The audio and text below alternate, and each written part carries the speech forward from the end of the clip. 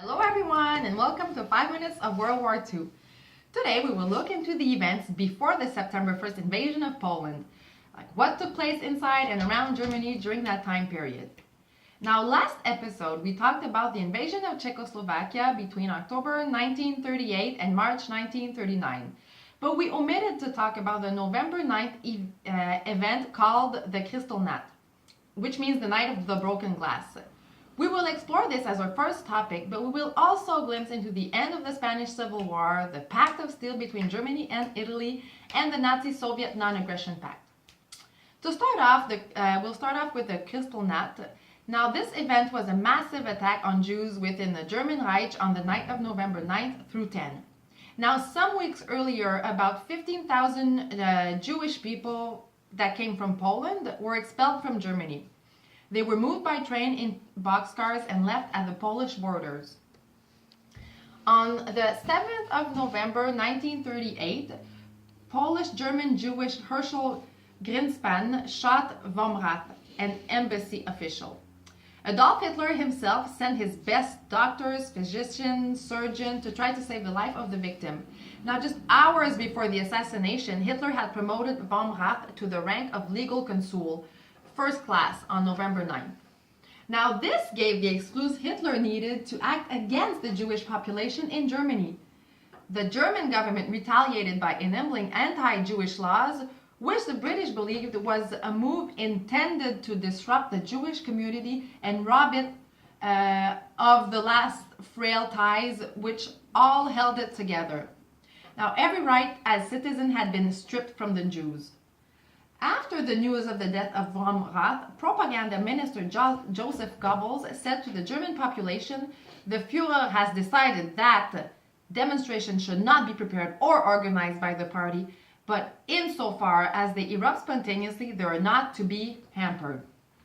Orders from Reinhard Heydrich also stipulated to arrest and detain healthy male Jews who are not too old to send them, obviously, to concentration camp. The riot was put to a stop on the 11th of November by Goebbels, but the treatment in the concentration camp were far from over. On the 23rd of November, a newspaper in London talked about an accident in Sachsenhausen, where 63 Jews suffered severe punishment, where 12 of the 63 were dead with their skulls smashed while the others were all unconscious.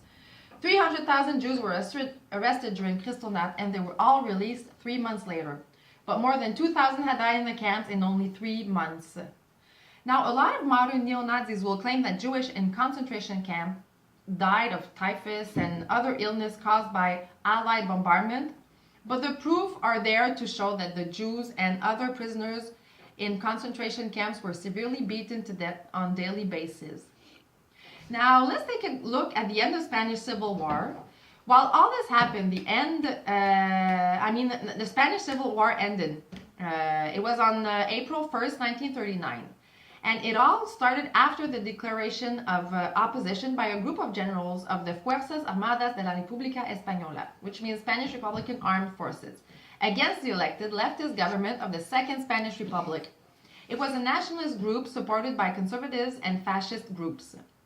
Now, the war pitted the nationalists against the Republicans. Nationalists were supported by Italy, Portugal, and Germany, and the Republicans were supported by the Soviet Union and Mexico. Now, in the end, the nationalists won the war, and Spain became a fascist country. Thousands of Republicans were imprisoned, and approximately 30,000 were killed. Although the number varies between 30,000 and it can go up to 200,000. Hundreds of thousands fled the country, and others were sent to labor camps. Now, let's take a glimpse on the Pact of Steel. On May 1939, a pact of friendship and alliance between Germany and Italy arose. This pact was called, obviously, the Pact of Steel. Now, Japan was supposed to be part of it, but they wanted the pact to be focused against the Soviet Union, while Italy and Germany wanted it against Britain and France. Therefore, Japan didn't sign the pact. And it was then signed on the 2nd of May 1939 by Italy and Germany.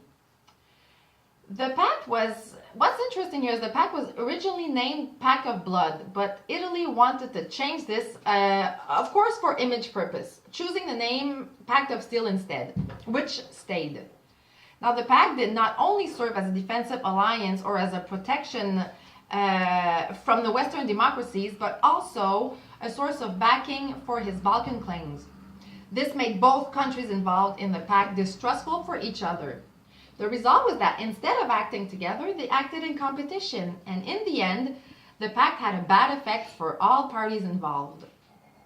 The Non-Aggression Pact, this was on August 23rd, 1939, if my memory is good, the Non-Aggression Pact between Germany and the USSR was signed.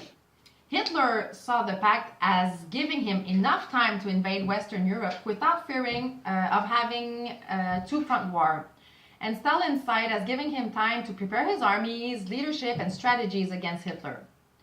The pact had a secret agreement in which the Soviets and Germans agreed on how they would later divide up Eastern Europe.